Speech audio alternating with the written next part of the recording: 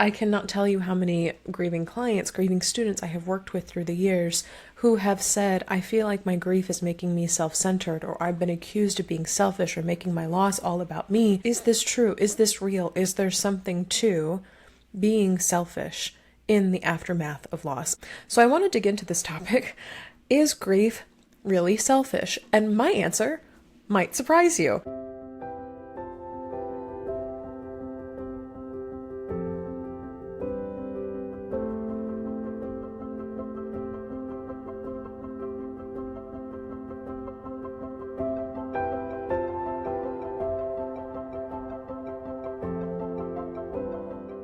Hi there, grief growers, and welcome back to Grief Grower. I am calm today.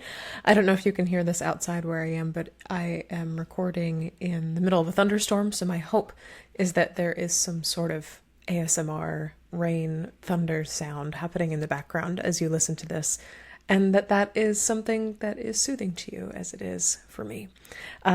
I am grateful that you're here. If you have been growing alongside me in my work for a while, welcome back. If you are new to me and my work, hello. My name is Shelby Forsythia. I am a grief coach, a two-time author and founder of an online course and community called Life After Loss Academy, where I have helped dozens of grieving people stop feeling lost, stuck, broken, and alone, and we're going to get to talking to a bit of that today, and start building lives that they genuinely love from the lives that loss has forced them to live. Here on Grief Grower, we believe that grief is not something to get over. It is something that we grow with and alongside for the rest of our lives, and that when we stop treating grief less like something that's wrong with us and more like something that deepens our humanity, we can create rich, meaningful lives that include our grief, that allow our grief to come along for the ride. And today on the show, we're going to be talking about a question that I get asked more often than I would like to admit, and that is grief selfish? And I cannot tell you how many grieving clients, grieving students I have worked with through the years who have said, I feel like my grief is making me self-centered, or I've been accused of being selfish or making my loss all about me in life after loss. Is this true? Is this real? Is there something to being selfish in the aftermath of loss? And so this is inspired by a question that I received via email from a podcast listener named Anjan. He wrote, "Thank you for all the work you do for grievers. It seems to me that some people think that grief is due to self-love, essentially saying that grief is selfish. I do not know whether you have made content on this, but would request you to consider this as a topic." So Anjan, this one's for you. This question is so thoughtful and honest. And again, like I said, it's far from unique. I get this question from grieving people all over the world, especially those in Eurocentric cultures. I'm thinking like the United States, Europe, Australia, because these societies are focused a lot on individualism, but we want your individualism to serve the masses, and so that when you focus on you or you're selfish, you're not being productive, you're not contributing to the economy or to your household. And selfishness is often a verbal weapon that is lobbed at people who are trying to focus on their healing. Let me concretize this. Let's bring this down into the ground. Statements like, you're not the only one who's hurting, you know.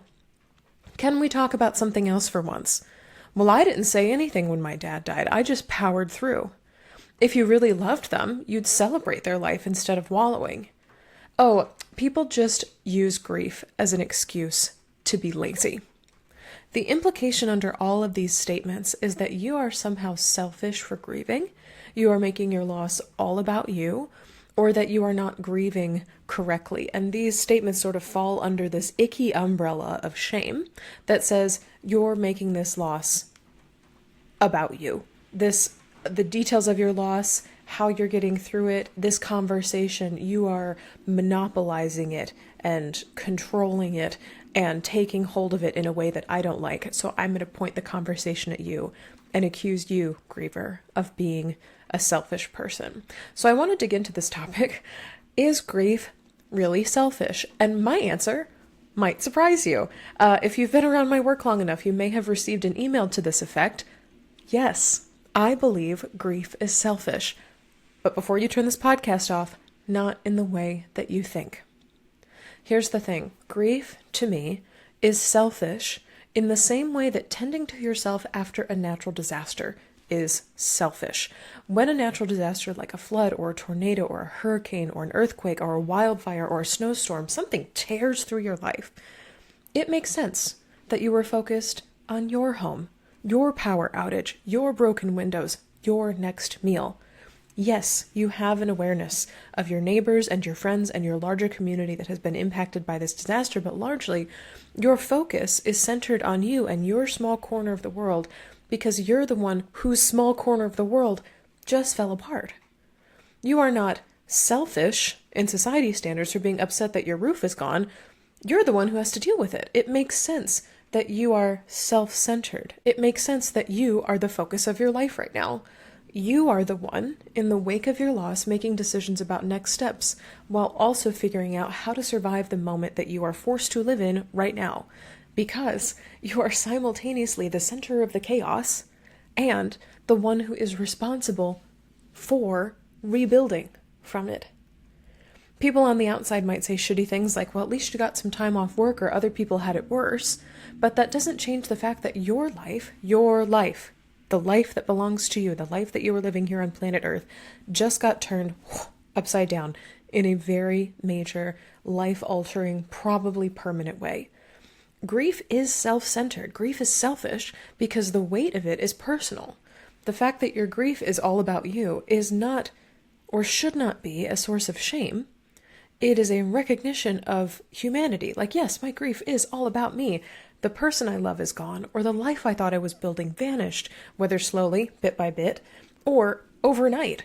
I am the one left in the rubble of the pieces of my life before. I am the one standing here in the aftermath of the destruction, having to survive in the aftermath of destruction, and then also rebuild again. To the question, is grief selfish? I say, of course grief is selfish. How could it not be? What I want to talk about specifically, though, is that Anjan, in his question, also sent me a link to a YouTube video that was a Buddhist reflection on grief. And this kind of presented me with a compassionate but also challenging lens to see grief through. I won't replay the YouTube video here, but I will. I did link to it in the blog on my website under the same name of Is Grief Selfish? So if you search Is Grief Selfish? Shelby Forsythia on Google, you will find the blog article. It's from a 2001 Dhamma talk by Ajahn Brahm, who is a Buddhist monk whose teachings explore things like non-attachment and impermanence and peace through surrender. A lot of Buddhist teachings focus on these things. And the talk, the YouTube video, is about 3.5 minutes or so. It references a Buddhist teaching called the Sala Sutta, which offers this reflection. So I'm going to read a little bit from the Buddhist reflection. Not abandoning grief, a person suffers all the more pain, bewailing one whose time is done. You fall under the sway of grief. Seeking your own happiness, you should pull out your own arrow, your own lamentation, longing, and sorrow. And this is a powerful teaching. It is one that encourages a healing by letting go of grief. Not because grief in and of itself is inherently wrong, but because attachment to what cannot be changed or what can no longer be can make suffering more painful. If that is the focus of your grief, is this part has ended and I can't change it, and a lot of the woulda, coulda, shouldas, that can make the pain that comes with loss doubly painful. It can double and triple down on the pain you experience in the aftermath of loss. And this teaching, and a lot of Buddhist teachings, are teachings that resonate deeply with a lot of people. And if this resonates with you, like the non-attachment and grief is letting go, wonderful. I hope that you take that and I hope that you let it guide you. But for other grieving people, such as myself, maybe you as well, listener, especially in the raw or acute or early days of loss, teachings like this can feel invalidating to your grief and even shaming, because they can be interpreted as you are clinging too hard to your loss, you're bringing more suffering onto yourself, move on already. And that is not a helpful message when your heart is like already screaming in pain, because it makes it seem as if the reason you are in pain is because you can't detach from this. You are making this loss all about you. You are so selfish. This interpretation that grief is selfish in a negative sense, that grief is about control and ego and a refusal to let go, or the illusion that there is separation between us, this can make people feel defective for doing something as natural and as human as mourning a person or a life that they've lost and can no longer get back to. I often refer to grief as a threshold you can't cross back over. The door is closed to you and you can't get back through to the other side. Any grief or loss event is a threshold or a doorway like that. And it is normal to look back at the door and say, I will never get to access my life before again. I will never get to go through that door and relive that part of my life. And that is sad. That is hard. I was attached to that, or I was attached to them in some way. And it is very normal to grieve that thing. And once again, in many Eurocentric societies, cultures, where individual emotions are already policed, people want you, if you're going to be an individualist, you must also be serving capitalism or patriarchy or white supremacy of the masses. It is very easy for grievers to absorb this message of, you are so selfish, we're making this all about you, like a sponge. This message of shame just like soaks in like a sponge. Try and say that 5 times fast. The message of shame soaks in like a sponge. It sounds like a vocal warm-up for choir. It is distressing, I'll say, when society calls grief self-centered. I'll give you some other examples of how this sounds. I can't believe you're still not over it. You need to move on. And you're making this all about you. And one of the biggest reasons that these judgments sting with people is because they strike, or they get to the heart of this very core fear that so many grieving people carry. Maybe there really is something wrong with me. Maybe I'm bad at grieving.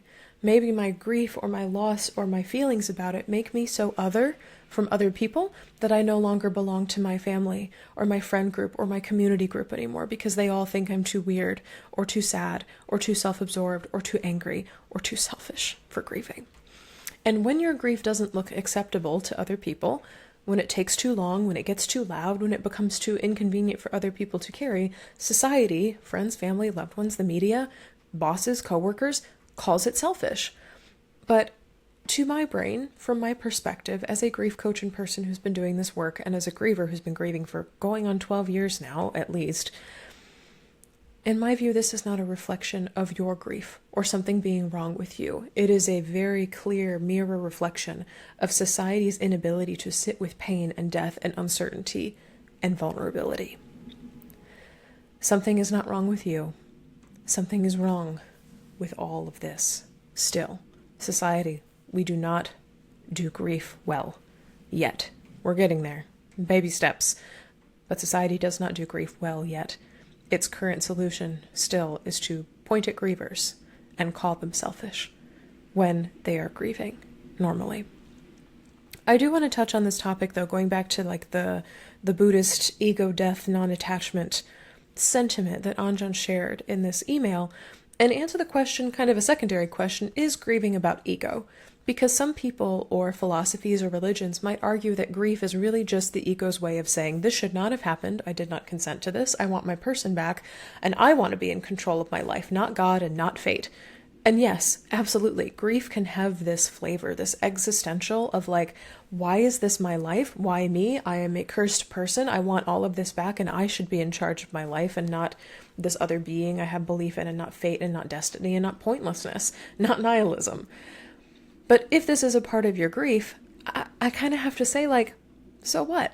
We are biologically wired to want connection and stability. And when this door, when this threshold, this closes to you and you cannot access your life before, it makes sense that you miss your person, or that you resent death for existing, or you shoulda, coulda, woulda, all the other paths your life could have taken instead of forcing you through this door that is now closed to you. Grief, again from my view, does not and should not be explained away as a failure of spirituality. You are not a bad Buddhist, you are not a bad Christian, you are not a bad Jew, you are not a bad Muslim because you are grieving. It is not a lack of enlightenment or a clinging to attachment that has gotten you here. You are not broken because your grief feels overwhelming. Grief is overwhelming. You are not failing because you're sad or angry or still missing somebody who died months or years or decades later. We all if we're willing to talk about it, miss someone who died months or years or decades later. And you are not egotistical for noticing all the ways you've been impacted by loss. Whether or not society can put words to it or not, we are noticing the ways we've been impacted by loss. Go back to episode 4 or 5 with Rebecca Soford, where we talk about the 5-year anniversary of COVID. Society's been impacted by COVID. We haven't quite put language to it yet in a lot of ways, but a lot of people know that since that time, something has changed. And you are not egotistical for being a person who notices it. You are simply highly sensitive or highly aware of taking that tally of here's tick, tick, tick, tick, tick, all the ways that grief has changed my life. You are doing exactly what every human does after loss. You are grieving and taking an inventory and a kind of a status report of what are all the ways that grief has impacted me. The invitation I want to offer you in this episode, and kind of as a response or an action to Anjan's question, is to reframe grief as a form of self-compassion, not something that makes you selfish. So instead of seeing grief as a selfish expression of poor miserable me, why me, I'm cursed by the heavens, or I'm overly attached to XYZ, you can choose, if you want, to see grief as an expression of love and remembrance that lives on through you, that is something you can stay attached and connected to. You could choose to see it as pain that is worthy of attention. A lot of times in Life After Loss Academy, my students will be like, my grief is a signal that I need to pay more attention to something. And so if I'm getting a lot of like grief activators in the grocery store or songs coming on the radio, it's a signal to me to pause and tend to that pain. Grief could also be a signal of longing that reveals how deeply you can connect to people, places, things, relationships. And it can also be a arrow pointing towards healing that requires a slowing down and a tuning in. Yes, grief is centered on the self, but not in this harmful, egocentric way that society often accuses us of. Grief is self-centered in the sense that you must turn inward. You gotta look at yourself in many, many ways, more than I can even tally on this podcast, in order to heal. You have a mandate to care for the one who is still here on earth, and that person is you. And that is not a shameful thing. That is a sacred thing. I propose to you, everyone listening out there, that being selfish in grief is actually very necessary. So if we flip the script, what if being selfish in grief is not a character flaw? You are not broken or defective. It is a survival strategy. You are not grieving to make a scene or cause drama at the family barbecue. You are grieving because your entire world just changed. One of those is a lot more in character for you than the other. You are not emotional because you're dramatic. You are emotional because your body, heart, and soul are processing something massive. Which one feels more true for you? You are not remembering your loss or reliving your loss to get attention. You are remembering your loss because the person or thing you lost mattered a lot to you, and it's important to you to keep it close in memory. In Life After Loss Academy, which is my online course and community for moving through grief, I walk you through what I call my 5-step grief method, GRIEF, and the first 3 modules, ground, release, and integrate, are entirely focused on you, the grieving person, and how you would like to rebuild your life after loss. We don't even talk about doing grief with others, setting boundaries with friends, family, coworkers, until the establish module, when we establish boundaries and better relationships in life after loss. So these first 3 modules, ground, release, and integrate, go as such. Ground is about regaining your sense of stability in a world and a life that has fallen apart. Release is about processing and expressing your difficult emotions, sadness, anger, guilt, despair, hopelessness, whatever you want to throw in the mix. We'll release it together. And integrate is about folding loss into your life, weaving it in ways that feel nourishing and connecting to you, such as remembering a loved one through signs and symbols. And so these first 3 modules is helping you feel safe, helping you release emotions, helping you weave grief into your life in the ways that resonate best for you. And the grief method as a whole, what I teach in my course and what I bring to you here on the podcast, This is not about narcissism or control or selfishness. It is about you reorienting to your life after loss came in and just punched your compass, the thing that was orienting your life, right in the face. And yes, that means the focus is on you. But that's not because your grief makes you more important than anybody else. It's because your nervous system, your identity, your beliefs, your memories, and your daily life were all impacted by your loss. Self-centered does not mean selfish. In the context of grief, it means self-focused. And having a focus on the self is crucial for your healing, for your coming back to life after loss. Here's some next steps and some scripts, because I can't leave you without some very practical boundary setting statements to take into the world with you. Next time someone accuses you of being self-centered or selfish for grieving, see if you can reframe it. This helps you stop receiving the word selfish or self-centered as a curse word, which it can feel like in life after loss, and start appreciating it as a very core reality. This is a true thing in life after loss. In other words, you are centering yourself because you have to. Loss has happened to you, so it makes sense that you are selfish or self-centered in this season. So here's a few scripts to respond when someone just boop lobs a selfish statement in your direction. For, I can't believe you're still not over it. You can say, you're right, I'm not over it, because that's not how grief works. If someone says, you need to move on, you could say, a lot of people say you need to move on when they don't like how someone's expressing their grief. What exactly is it am I doing that's upsetting to you? I would genuinely like to understand. If somebody says to you, you're making this all about you, you could respond, my grief is all about me. It's my grief and my loss that happened to me. The good news is you have your own grief, and that's all about you. That one's a little sassy, so do with that what you will. If somebody says, you're not the only one who's hurting, you could say something like, I'm aware that my mom's death has affected a lot of people, and I get to grieve her as much as everybody else does. If somebody looks at you and says, can we talk about something else for once? You could say, I'll never stop talking about my diagnosis, or their death, or the pet loss that changed my life. It is something that is going to stay with me forever. That's a boundary setting statement. If somebody says, I didn't say anything when my dad died, I just powered through. You could say, you may have powered through, but I'm choosing to address my grief head on. It feels more healing to me.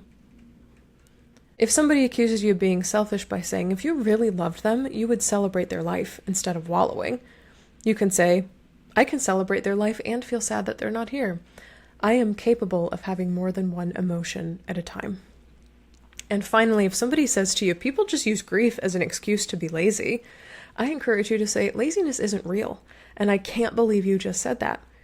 If you think I'm using my grief to get out of something, let's have a conversation about what you think that looks like. This is very much an invitation for curiosity and a clear statement of what your beliefs around what they said are. I want you to remember through all of these that grief is not something that makes you broken, it's something that makes you human. And in a world that often tells you to ignore your pain and hurry up and be okay already, reclaiming your right to grieve or kind of interrupting somebody else's thought of grief as selfish, you putting a boulder in the road of that thought for them, is an act of self-compassion, both for you and for them, whether they notice it or not. Here's my final thoughts for you. For Anjan and everyone else listening. Is grief selfish? Yes, but not in the way that people mean it when they say it to shame you. Grief is selfish in the way that healing is selfish. When you are healing, you are focused on your needs. You are reaching out for help from other people. You are oftentimes taking a break from pouring from your cup because you do not have the energy or capacity to do so. Grief self-centers you because you're still here on planet Earth. Something devastating happened. You got shoved through that door and that door is permanently closed to you. And you are now tasked with getting through today, getting through tomorrow, and getting through the rest of your life. And even loss cannot change the fact that you and nobody at loss took a lot away from you. But loss cannot change the fact that you and nobody else is in the driver's seat of your life. You may not have been able to control the weather, still can't. You may not have been able to control the GPS navigation, maybe still can't. You really can't control the bumpiness of the road that you're driving on. But you are in charge of how you respond and where you're going next. That's about all we have power over in life after loss. And I say that's about all we have power over, and sometimes that feels like nothing, and sometimes it feels like everything. But when you're grieving, you do not need to be, and I hold this so firmly in my heart, it is not helpful for you to be shamed and belittled for focusing on yourself.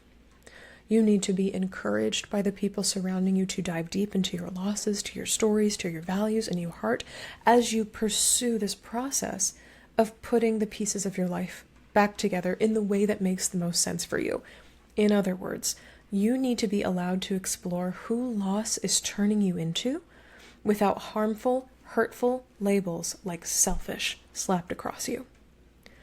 Inside Life After Loss Academy, if this resonates with you, I can help you ground into stability, get you that compass back, release emotions like shame, sadness, guilt, and rebuild a life that feels meaningful to you, even with grief in tow, even with grief as a passenger in that car. You do not need to do this alone. You just need support that does not judge you for being a human person who is trying your best to heal. If this speaks to your experience, and you want to center your healing, you are in an era of your life where that is true, without shame, without being called selfish, I invite you to join Life After Loss Academy so we can figure out your next steps. Where are you driving next? What's your direction? Together. And that is a space where I would just love to welcome you to take your questions, to acknowledge that grief is inherently selfish, but maybe that's kind of a radical, cool thing, and we can all be selfish about our grief in tandem, together. And you can find more information about how to do that in the show notes. Anjan, thank you so much for your question, for writing in, for these Buddhist teachings that I did not know existed until your letter. And if you'd like to submit a question for me to answer on a future episode of Grief Grower, you can also find contact information for me to do that in the show notes.